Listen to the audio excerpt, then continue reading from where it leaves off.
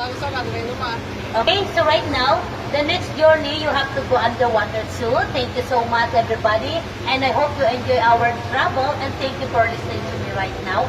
So the next, you have to go underwater too. There is a lot of animals. They come from the water, salt water, fresh water.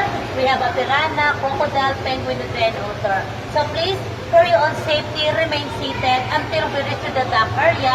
And all of your belongings, please don't forget the life jacket. Please bring upstairs, okay? Thank you so much and have a good day. You can enjoy watching it until the boat stops, okay? Thank you so much. Thank you. É aquele ali, ó. Qual, Rafa? O tigre, isso aí. Beba, Aquele stop ali? muna. Salamat. Como é que você sabe? Pelo formato. Esse é bravo, né? É, ó. Teoricamente é bravo. Olha só. Look at that at the top of the tunnel. That one is the shovel nose ray. Ok. Shovel nose ray. Você vê que o formato dele né, já tá. Pergunta The se... black blotch ray. Ele é mais... Ô, Rafa, pergunta se ela tem martelo aqui. You have the hammer shark here? Hammer shark we don't have. Only some tiger shark. Sou Tiger. Ele já é mais cara de gato. É, você vê que o We have formato... here, but similar to the hammerhead shark, but only like this. You will find in the shark week, they call this one is a bonnet-headed shark. Tem lá. It's small. É o bulldog que ela falou?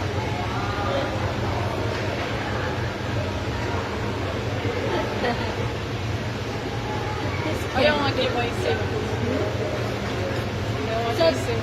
look at that to the other side. So we have like a, same like a bubbles. Aham. Yes. So that one they call it aeration. So they inject the into the water the oxygen. At least they give it a lot of animals with oxygen. At least a 21%. De oxigênio direto, né? 21%. Eu vi aqui. Subiu bem ele, né? Aqui.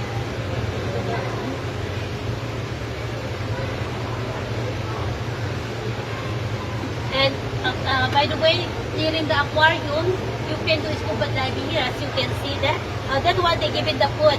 But there is a lot of guests every day, every single day they are doing